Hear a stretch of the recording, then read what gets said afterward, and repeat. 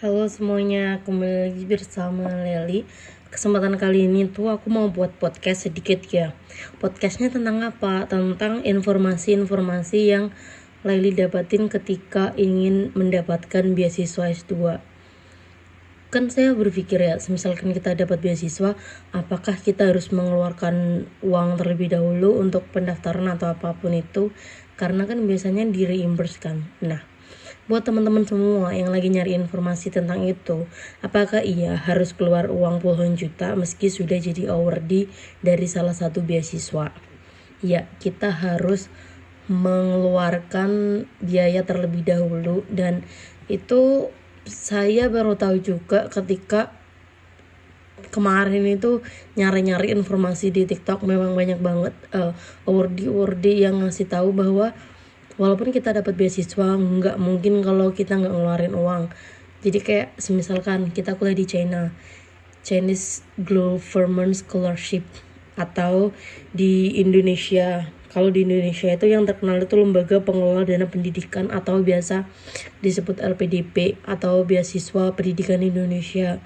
Terus atau SGS itu Shanghai Government Scholarship atau GKS Global Korea Scholarship. Jadi banyak banget, dan mereka pasti menyiapkan tabungan atau uang terlebih dahulu. Untuk apa aja sih?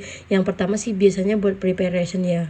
Kayak as simple at least kita itu butuh dokumen-dokumen apa aja yang perlu kita persiapan, seperti ijazah kita kalau semisal mau dari S1 ya berarti ijazah SMA. Cuman hari ini case-nya aku mau fokus ke S2 karena aku lagi memperjuangkan untuk S2. Jadi informasi yang saya gali itu preparation untuk S2.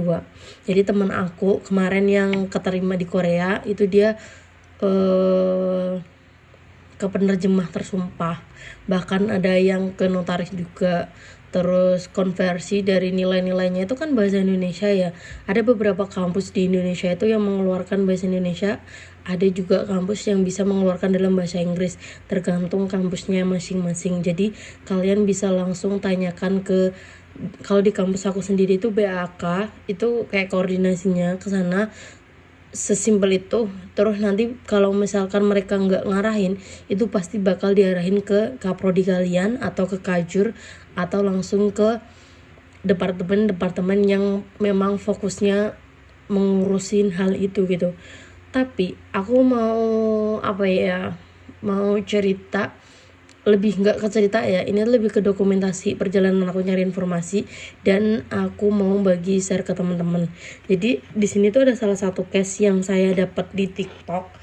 Saya nggak bakal sebut nama karena saya belum izin sama beliau, tapi saya ambil aja. Tapi saya nggak mau nyebutin nama kampus juga sama nama beasiswanya. Jadi apa iya harus keluar puluhan juta meski sudah jadi awardee dari salah satu beasiswa? Jawabannya iya. Kenapa? Ya itu tadi, kita preparation butuh uang, les bahasa butuh uang, tes bahasa butuh uang, terus wirawiri butuh uang. Jadi memang itu kepentingan kita sendiri, jadi kita harus mempersiapkan dari sekarang gitu kan. Ini pengalaman pribadi aku sebagai RWDB beasiswa tujuan di kampus .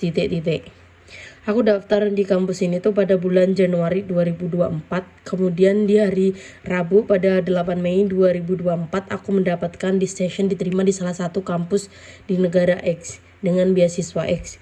Nah, di sini tuh menunjukkan bahwa aku tuh dapat beasiswa gitu loh. Udah dapat email, intinya bahwa aku keterima di program studi yang aku inginkan untuk lanjut S2.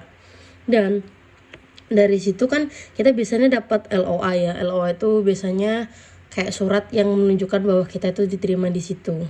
Nah, aku diminta untuk menerima tawaran tersebut, tapi harus bayar deposit dulu sebesar beberapa mata uang di negara tersebut, atau sekian lah kalau dirupiahkan gitu. Ini case-nya di luar negeri ya.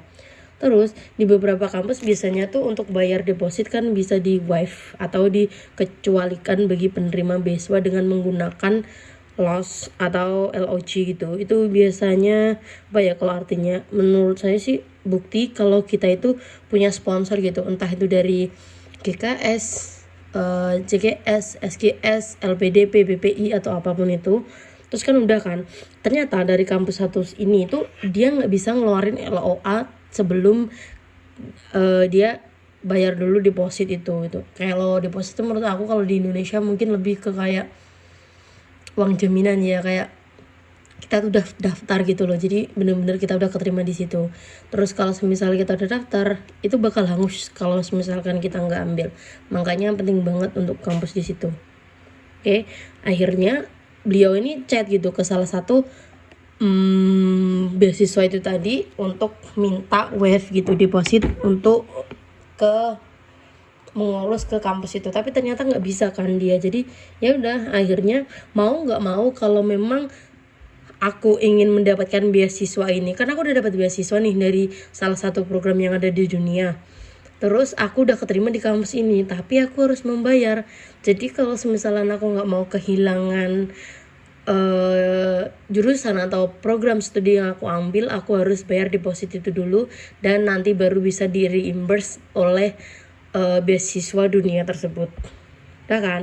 Terus masalahnya itu dia kan tanggal Rabu, pokoknya ini ada waktu 16 hari ya, aku nggak perlu detailin ya, 16 hari kerja. Ternyata di 4 harinya itu nggak bisa karena ada kepentingan event-event tertentu yang memang mengharuskan bahwa perusahaan yang menaungi beasiswa dunia itu libur gitu kan. Jadi ya udah, akhirnya mereka nggak bisa ngeluarin kan. Nah, gak sampai 24 jam dia ini udah dapat email dari laporan atau pemohonan yang telah dilakukan. Akhirnya dapat, tapi mau nggak mau aku memposisikan bahwa aku penerima ini ya, bahwa aku tuh harus daftar beasiswa ini, berarti aku harus bayar. Akhirnya aku bayar, kayak gitulah ya. Terus ini adalah kesimpulannya adalah, jadi lika-likunya ya seperti yang saya ceritain tadi. Dan walaupun kita udah mendapatkan beasiswa bukan berarti 0%. Jadi kita harus benar-benar siap uang terlebih dahulu, apalagi kalau kita misalnya kuliah di luar negeri. Tapi kalau di luar negeri kan biasanya kan itu beasiswa dunia. Cuman kalau dalam negeri, khususnya kita di Indonesia, bisa daftar LPDP, BPI atau beasiswa unggulan, tergantung kalian mau apa dan keterimanya di mana dengan jurusan seperti apa kayak gitu. Jadi udah, itu adalah cerita yang Laili dapetin hari ini setelah mengulik-ngulik preparation untuk mendapatkan beasiswa ini. So buat teman-teman semua, jangan patah semangat dan jangan lupa untuk nabung dan berdoa. So bye bye, assalamualaikum.